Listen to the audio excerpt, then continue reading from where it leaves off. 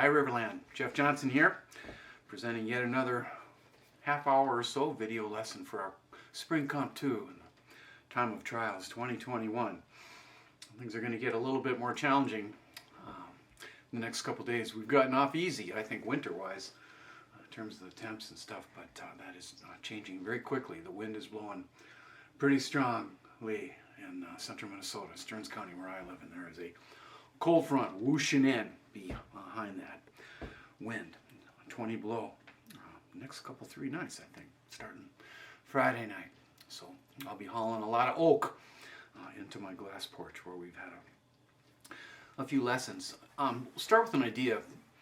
One of the things that I'm very aware of, especially at CLC mostly, is being redundant, saying something that I know people have heard before. Now, sometimes that just cannot be helped. I have students who take 3, even 4 classes from me. I guess I'm a little bit proud that, at least in kid world up there, student world, my classes are known of as Johnson classes, as in you should take a Johnson class. That's really flattering, but to the students, like this woman named Taryn Winehandle, she's taken her 4th class from me. She's 2 right now from me, Honors Lit and my Intro to the Humanities class. And I have to say to her all the time, okay, I've only got so many ideas. And I'm self-conscious even if I'm repeating a poem that somebody I know, like some of you, have seen in the fall. Well, here I'm in the clear because I want to kick things off today with a poet that I've never put before students. And I know that because I just discovered what a powerful poet young Brenden Constantine is. And I'll give you just one poem from him in a minute from the Dodge Poetry Festival. I was driving today too, thinking how delightfully divergent my 3 classes are right now. Just to give you a heads up, or a FYI, fun facts. My Honors Lit class just got Odysseus home in Homer's Odyssey. That took us 3.5 strong weeks, and they thought that the pace was right. And he got home and killed all the suitors and got back together with his wife Penelope and his son Telemachus and his dog Argus, and all is well. Big reunion scene with his dad. I cried over that the other night when I read it by the stove. My humanities class is beginning to take a look at a little unit in which we're going to put in gentle, respectful collision several great sacred texts from different religions. We're only going to read excerpts, but we're starting off with Ecclesiastes from the Jewish tradition. We're going to read a little bit of the Quran, Ramla. I know it's supposed to be read. Not read in English, but that's our only way to try to understand our brothers and sisters who are Muslim, who are Islamic. And then we're also going to take a look at something from the Christian tradition, the Book of Revelation. We'll see how things go, but we might take a look at the Tao of Lao Tzu and possibly some excerpts from the Bhagavad Gita, which is from a massive corpus of Indian stories called the Mahabharata. And you guys, my Comp 2 cadets, are heading to Anglo-Saxon world. Beowulf, one of the great hero stories, are kind of our second big genre of hero. That dude is epic. And like I already think I told you in D2L, he faces not 1 but 3 monsters. Still previewing. The main thing I want to do today is just get you thinking about and remembering any time that you've spent in libraries. Libraries are a big deal to me, and yeah, I'm kind of veering. You know, we got 2 threads running. We got a literature thread running, and we got a research thread that's going to hopefully lead to a project that'll do you some good. And we're in kind of a virtual, remote world. Can you write a beautiful research paper without setting foot in a library? Well, yeah, thanks to modernity and all the databases and everything that we have at our fingertips. Yes, but that doesn't mean that I don't think we should spend a little bit of time marveling over the history of libraries and our personal history of libraries. And we'll end today with something. There's going to be kind of a sandwich again. I'm going to start out putting a poem before you, and I want to read to you 2 paragraphs to end our time together today from the greatest essay I've ever read about library by my favorite writer, probably, Jorge Luis Borges, who once wrote an essay called The Total Library, in which he imagined a library that contains everything, like not just books and maps and periodicals, everything. That, for he and I, that's library's a kind of heaven. Back to the top of my little sheet here that I got duct taped to the tripod here. Just a quick editorial comment. I'm putting this poem before you, but I want to tell you ahead of time that it's hard. And when I asked my students yesterday on Zoom, hey, put your little Zoom hand in the air if Alzheimer's or dementia or some kind of brain disease has touched your life, either with family or friends, and my goodness, there were hands fluttering in the air, which was heartbreaking to me. And at the age of 61, not even 61 and a half, I'm still barely 61, I think about that a little bit once in a while, because the horizon is getting nearer than it is far. And I've already let you know that I've committed to spending a little time each week with one of my parishioners who's brain injured. And sweet Tom Studniski, I was there this morning. I couldn't go on Sunday because he was in the hospital. He had a seizure, the first one of his life. And I went today to bring him communion. He's in my parish, obviously in my faith tradition. And when I left today, he was tearful. He was so glad that I came. He doesn't have dementia, but he's got a few fuses blown. And I want to read this in honor of that sweet guy, Brenden Constantine.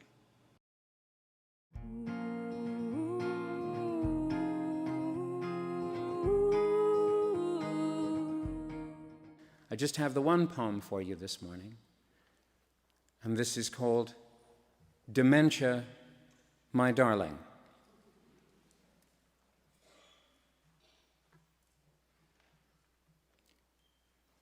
If someone finds me on the road, if someone finds me on the road in my nightgown, barefoot and talking, in my nightgown, barefoot and talking, if my talking nightgown finds the road in me and someone on barefoot, or I'm throwing my money to the cars, or I'm throwing my money to the cars, convinced I'm just feeding the ducks, convinced I'm just feeding the ducks, I'm feeding the money, the cars, or the ducks, I'm just convinced to throwing. Please, lock me away. Please lock me away and live your life. And live your life. And lock your life away. Please live me. If my talking convinced someone, my barefoot lock on the road, ducks in the cars, throwing money to live, and the feeding finds me, and I'm me, or I'm your life, please just nightgown away. Thank you.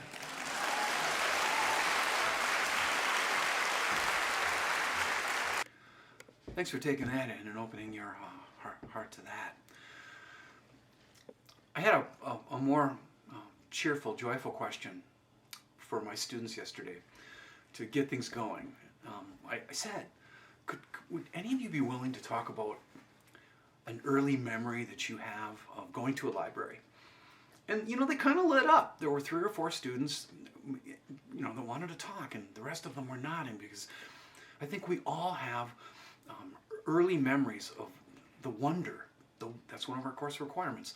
The wonder that we felt when we went into a library for the first time. And I just can't emphasize how important it is to take children to libraries. All you parents, all you future parents, make sure you go. It's easy not to. Make sure you go often and regularly to libraries, because that's a place, a path to literacy. So just to float some images before you. This isn't necessarily a library, but I'm thinking formative experiences here. This building that I want to show you is the Dunning School. that used to be more or less in the front yard of my parents in the ancestral family home on the Mississippi River in Champlin, Minnesota. And I loved this little school. I played around here all the time. Big oaks around it. And I would often sneak in kind of up through the floorboards. I knew where the crawl space was. And I spent many, especially rainy days I would go in this old schoolhouse that goes back to Civil War times. And I never pretended I was a student. I was always the stern schoolmaster, making sure people were pulling it together. And I would draw on the board and pretend to be the teacher that maybe lived a couple miles away, that came in a horse-drawn cart. It's not impossible that early resolutions that I made in my kid brain to be a teacher someday, to take up the teaching life, were made in that little school. Now this doesn't look like a library, but this actually is the Champlin Library. It's demolished now. It was a historical site for a while. First it was by the river, by the Sinclair station, by the Mississippi, and then they moved it. And I found a heartbreaking photograph of it on the internet, the wreckage of it. And I thought, well, that's what my ancestors would have done with it, my drunken ancestors coming out of the north to attack Rome. I'm descended from barbarians, and that's just a fact. And I loved it there. I just loved it there. My dad would take me, my mom would take me. I have one memory in particular of a snowy night. And I was just so excited, my dad driving us up to that library. And I went in there and pretty much checked out every possible book I could on dinosaurs, Valerie. And I've loved them ever since. Me and Pete have a similar early origin story. They're with me still. And I was just so happy there. I love the library of my grade school. I might as well tell you the quick story. The only time I had to visit a psychiatrist was because of a way that I behaved in the library one day. There was this rainy day. I don't know if you know this, but in the 60s when it rained, I'm sure our teachers were just tormented because it meant that they couldn't go to the teacher's lounge and catch their breath. It meant we were in the classrooms on the prowl. So it was pouring rain and everybody was in the room playing 7-Up. And I wanted to read. So I went to the library and I spent the whole lunch period there. This is like 3rd or 4th grade, and I was in a very heavy biography phase, right? The Sandy Koufax story, the story of Abraham Lincoln. And I had a few that I hadn't read. So I pulled them down from the shelf, stacked them up. But instead of reading them, I just jumped to the end where the hero took sick and died. And that made Sister Armella pretty nervous. She came over and she said, "What are you doing?" I said, "Well, I'm just reading the ending. I'm just reading the death parts." And pretty quickly, I was talking to a psychiatrist. They pulled me out of class, and I had to go and sit in the little room next to Mrs. Gosley's office. She was the secretary there for 45 years. She recently quit, retired. And I was asked a series of questions. This dour little psychiatrist, this woman asked me, "Do you worry about death a lot? Are you afraid of death?" Pretty quickly, I let her know, "No, I'm not worried about death. I just like reading about it." And here I am, all these years in the future. I still like to read about death. Anyway, I'm joking a little bit, but that's my only visit with a shrink when I was a little kid.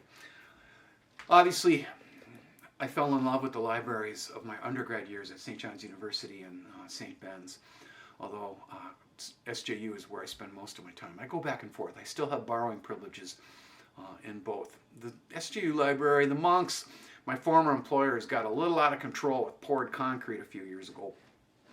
But there's 1.5 million volumes there. Think about that, 1.5 million books.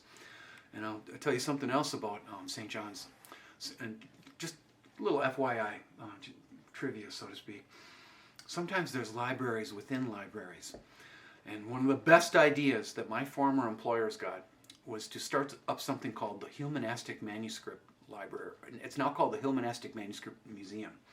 During the Cold War, here in the United States, and I remember those days, and by the way, I think the Cold War is returning, kind of seems like it in the pandemic. In those days, the monks got nervous that maybe Russia or China would march across Europe and wreck everything and maybe do harm to books. So they dispatched scholars starting in the early 60s that went to one library after another in Western Europe, and now they're doing it in the Middle East. And they began to take photographs of every page of every book and to preserve them. For many decades, they went on, a number of decades, they went on microfilm, and now that whole project is being digitized. And I love the idea of that, of making safe a book in case something happened to it. Libraries are ransacked, books burn, they're made out of paper. They're particularly prone to the damage of insects. Little worms want to get in there and chew on that paper. Paper, papyrus, whatever you want to call it. It doesn't last forever, and that's why I'm putting some of these images before you from the Miller Center. The Hillmonastic Manuscript Museum. I go there sometimes, and I have a friend, that Tom Dondelay that I told that story about in that class I went wrong. He comes up from California all the time and uses those archives, and I've already admitted to you, I am not much of a researcher. St. Cloud State, it's like I feel like a tour guide today. St. Cloud State spent millions of dollars on the Miller Center. It's just beautiful. It's lots of glass, lots of light, and unlike the St. John's Library, which goes down into the ground, the Miller Center goes vertical. The stacks go up. And maybe you've already had this thought. If you enter the stacks, which is a fancy way for the rows where all the books are, you can walk. Do it. Take 4 or 5 steps, 4 or 5 long steps. And in that moment, you'll pass more books than you could ever read in your lifetime. Don't let that scare you. Let that free you. I think it's a fun idea. Got curious this morning. I was thinking, man, I haven't been to any of these towns where Riverland College has campuses, but I work for Riverland, and I better do some investigation. So I looked, and jeepers, Austin, of course, has a public library. I love public libraries. I love private libraries. I love all kinds of libraries, big, little, small, medium. And look at you, Austin. You've got a library that's wonderful. But holy cow, look at Owatonna's library. Owatonna's public library. Get out. Are you kidding me? Way to figure it out. That looks absolutely beautiful, and it makes me want to get in my truck this summer and maybe go on a little tour of Owatonna and Austin. And look at Albert Lee. Albert Lee, you got a Carnegie library. There's Carnegie libraries all over the country. And we have one of my favorites. I'd love to go into that one, but one of my favorites is in Little Falls, Minnesota. I stop in there once in a while because it's sort of the midpoint between my thrice weekly Monday, Wednesday, Friday commute to Brainerd that I'm hoping to get back to with live classes this August. And I'm fond of the idea of that library because I can see a younger version of me, a 26-year-old version of me, taking 6th, 7th, and 8th graders to do crap research papers. We walked from my first teaching job across town, over the river, from Our Lady of Lourdes, and jeepers, I was happy, sitting in a shaft of sunlight watching kids research. One other tiny story before I show you these beautiful paragraphs by Buddies. Not that long ago, at Central Lakes College, my day job, my main job, well, this is an important job too. At Central Lakes College a few years ago, the English department, we're in charge of the college. I have to tell you that. We are the biggest, best department at that college. We're also the best looking. I'm the weak link there, but there's a bunch of really cute hipsters, my younger colleagues. And I don't know why I'm even thinking in this way, but the point is, we took over an office suite that the coaches all had, and we consigned them to go elsewhere. And I took a look at those offices, and they didn't really grab a hold of me. And I said, you guys, you know what? I'm going to stay in my extra little office on the west end because I like it there. I like the copy machine. I like the bathroom, which matters as you get older. It almost was private. And I said, you guys go ahead. I'm going to stay here. Well, a couple of my beloved colleagues, Brenden Lindquist and Adam Marcotte, were worried that I would get isolated away from all the other English majors. Two hallways and then what we call the crisis center. It's a conference room in the middle. I'm not speaking very well today. So they went to the dean and they're like, hey, Herb Alila is retiring. Let's dangle his office in front of Jeff Johnson. He'll take it and then he'll be closer to us for when we have meetings and stuff. We want to talk to each other. And I was so excited when my sweet dean, Martha Keene, offered me Herb Alila's office. It's in the library. You have to teach there for like 200 years before you get a window. But I don't care that I don't have a window because it's super cute. It's in the corner. It's quiet. And right outside my door is glass that goes all the way to the ceiling. So sunlight just pours in all day long, at least in the morning. It's beautiful. Oak trees out there. And though I can't see it, I know that that Mississippi River is very near me. When, and I got to tell you something. I can't believe I'm saying this on the internet. But the minute I got that library office, I started taking poetry books off the shelves and putting them on the shelves of my office. And I said to myself, I'm not stealing these poetry books. I'm not. Because I'm in the library. I am the library. And I promise you I'm going to knock that off. In a month when I go up to host my first of 3 poets this spring out of my office, Adam Zagajewski, I'm going to take all those poetry books and do the right thing. And make sure that they get to the front desk so they can be put back up on the shelves so people can check them out. I knew that was wrong. We'll end today. Our time together we'll conclude today. Maybe a little bit of a shorter video with 2 of the most drop-dead gorgeous paragraphs you're going to see this week. And try to stick with them, okay? It's easy to gloss over. Super smart people, geniuses like Borges, they drop names left and right to prove how smart they are. He can't help it. This guy was a genius. Jorge Luis Borges. To stay with libraries for a minute, even though he was blind, like totally blind by the time he was 30 because of a congenital eye defect that he inherited from his grandfather, he was still made blind the director of the Argentinian National Library, which I think is hilarious and brilliant and ironic. He couldn't even make out hardly the colors of the spines of the book, and yet he was the director. He was in charge. And here he is going big, going real big. Check this out. And these are the last 2 paragraphs from a 3-paragraph or 3-page essay. Everything would be in its blind volumes. Everything. The detailed history of the future. Aeschylus, the Egyptians. The exact number of times that the water of the Ganges has reflected the flight of a falcon. The secret and true name of Rome. The encyclopedia Novalis would have constructed. My dreams and half-dreams at dawn on August 14th, 1934. The proof of Pierre Fermat's theorem. The unwritten chapters of Edwin Drood, those same chapters translated into the language spoken by the Garamantes. The paradoxes Berkeley invented concerning time but didn't publish. Urizen's books of iron. The premature epiphanies of Stephen Dedalus, which would be meaningless before a cycle of 1,000 years. The Gnostic Gospel of Alcides. The song the siren sang. The complete catalog of the library.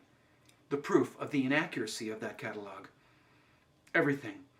But for every sensible line or accurate fact, there would be millions of meaningless cacophonies, verbal farragos, and babblings. Everything.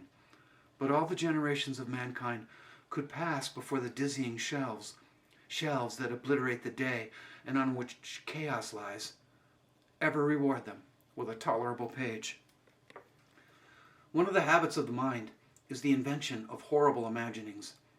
The mind has invented hell. It has invented predestination to hell. It has imagined the Platonic ideas, the chimera, the sphinx, abnormal transfinite numbers, whose parts are no smaller than the whole. Masks, mirrors, operas, the teratological trinity, the Father, the Son, and the unresolvable ghost, articulated into a single organism. I've tried to rescue from oblivion a subaltern horror, the vast contradictory library, whose vertical wildernesses of books run the incessant risk of changing into others that affirm, deny, and confuse everything like a delirious god. Wasn't that something? I wish I could write like that. At least I can read like that. So, anyway, I love that man. I love that man a lot. Dictated, never wrote a novel, Borges. Dictated his entire work. Blind, plays, poetry, and short stories and several thousand essays, only a few of which are translated into English. I can't wait to get my little English major mitts on those. And I hope, as difficult as that paragraph was, I hope you enjoyed it. I'm not done talking about libraries, but it was today's subject, and I have the hope that I can return to this subject again. I very nearly became a librarian when I was young, because I worked at the Alcuin for 2 summers, sat at that desk in the evening, mainly there for the graduate seminary students, studying graduate theology. And it was like a dream job, because I just had to be there and check out books, and I didn't have to do that very often. And I just got to sit in that big, cavernous library and read whatever I wanted to. It was heaven, but I didn't go up that road. I decided I'm not going to be a librarian. I'm going to be a teacher. I knew that I would have more people in my life, and that was the right decision. I have met thousands and thousands and thousands of sweet, open-hearted people that I never would have had I become a librarian. That would have been a little smaller scale. Yeah, so anyway, that's my second lesson of this week. I'll have another one coming your way on Saturday. Jeepers cripes, there's going to be icicles coming off my chin. Now I'm imagining doing a lesson at 20 below. Yeah, I'll depart from that hallucination. Stay safe and warm. God bless you guys.